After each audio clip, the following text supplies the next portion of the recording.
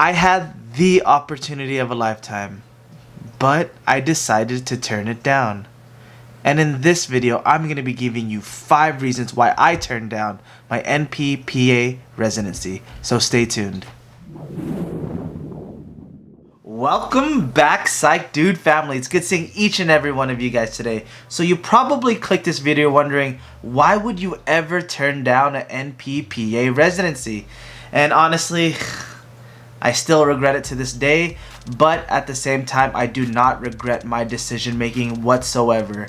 And as you already know, if you've been following my channel, you already know that I talk about how there are some Psych NP residencies out there for either Psych NPs, PAs, and there's residencies that actually give us an opportunity to do better, give us an opportunity to learn more right after school. And I feel like that's a huge thing, especially as a new grad NP, is being able to have someone or have a program being in place or being put into place that actually takes you step by step in how to practice as a nurse practitioner.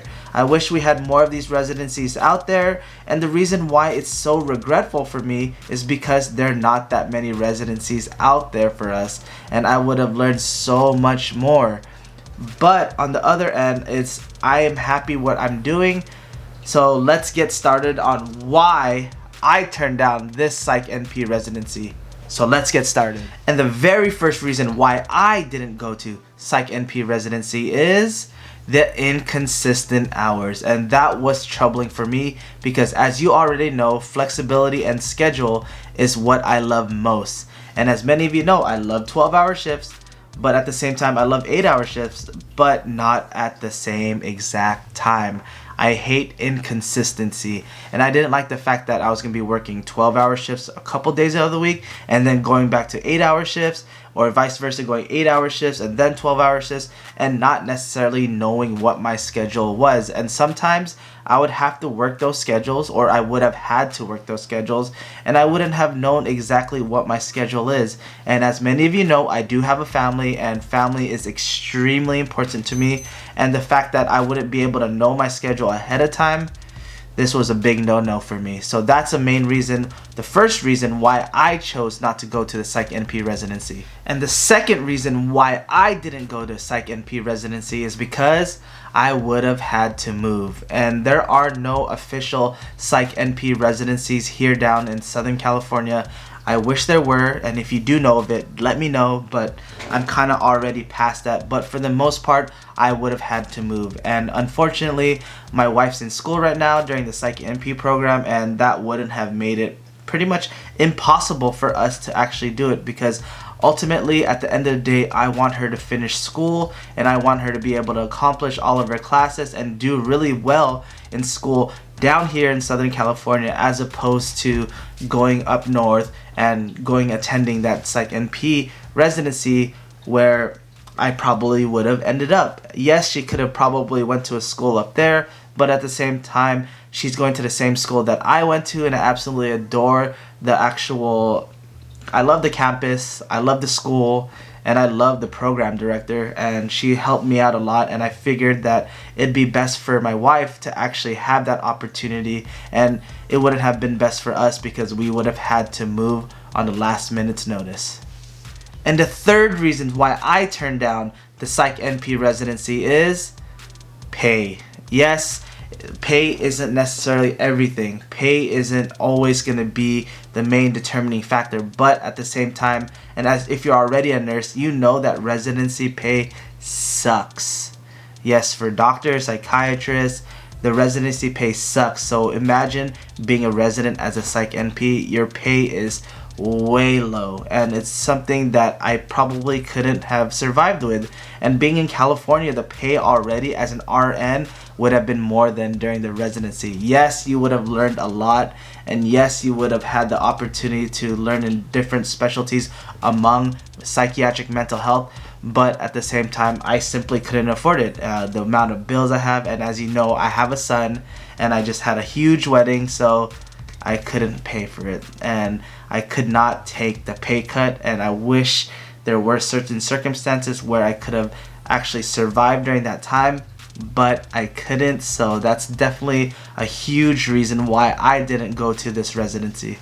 And the fourth reason why I turned down the Psych NP residency is the contract afterwards. After this residency program, you have to be into a contract, or you are put into a contract that you're going to work for the hospital for the next 2 years.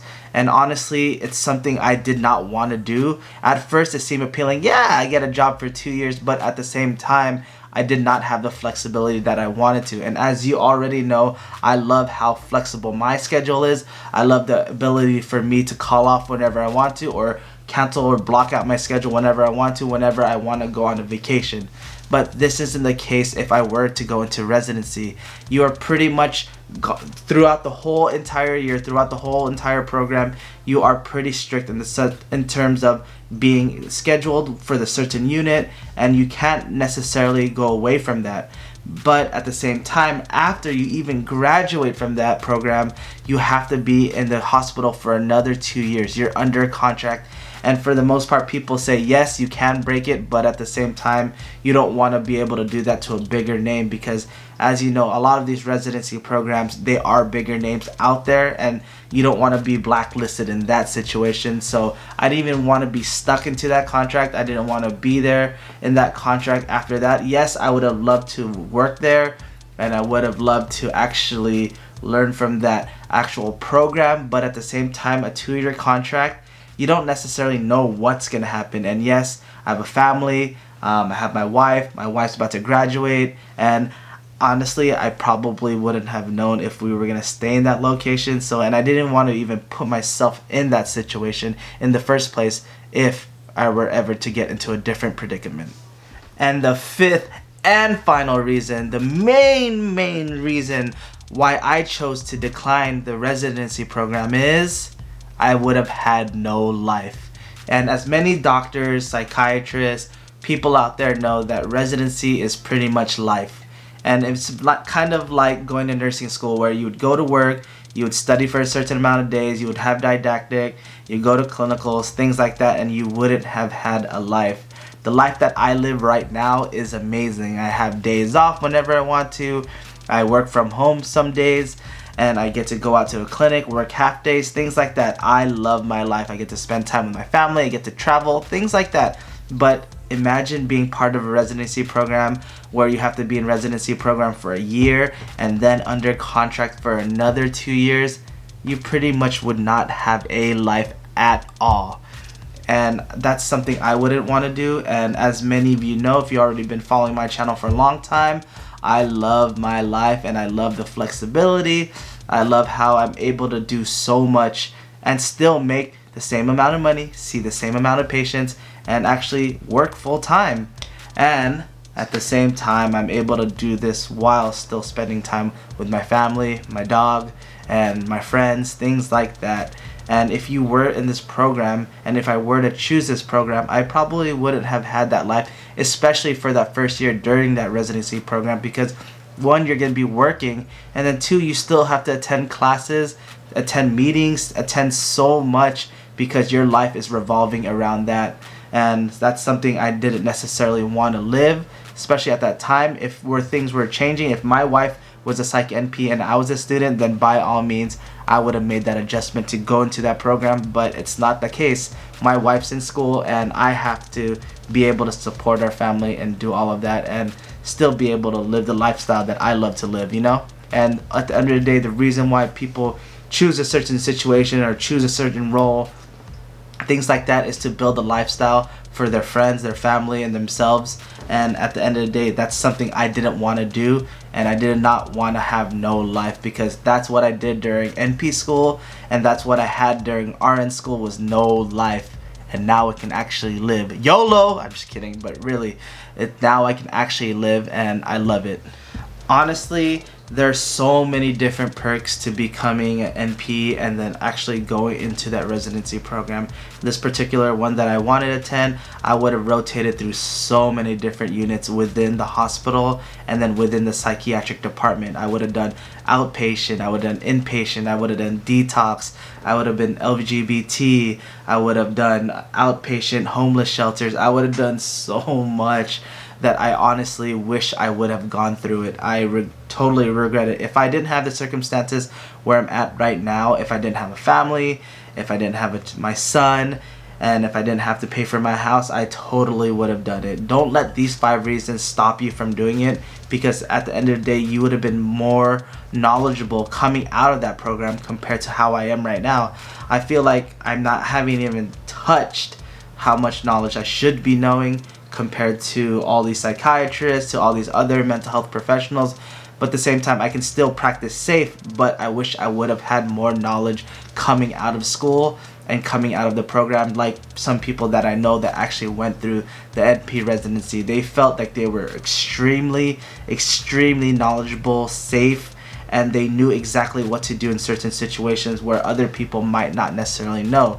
Yes, I had a wonderful psychiatrist that I learned from, especially in the beginning, but at the same time, it's nothing that can replace you actually working on the inpatient unit, you working the outpatient unit, detox, working with Suboxone patients, things like that.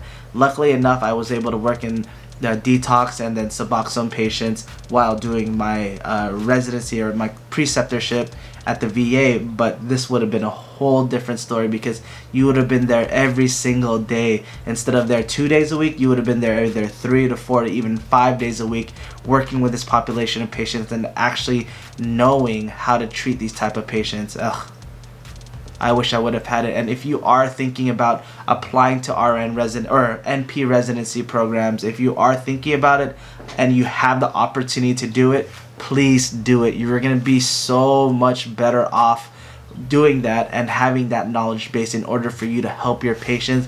And you never know what it's going to bring about, and you never know how impactful it is going to make you when you are treating patients. So definitely take that in consideration.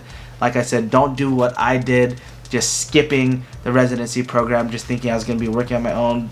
Please definitely take going into residency program into consideration, because you'll be far more knowledgeable than I am already. As always, guys, please don't forget to give this video a big thumbs up. Don't forget to subscribe if you haven't already. And if you haven't added me on Instagram, add me on Instagram at THEPSYCHDUDE. As always, guys, have a wonderful day. See you next video. Bye.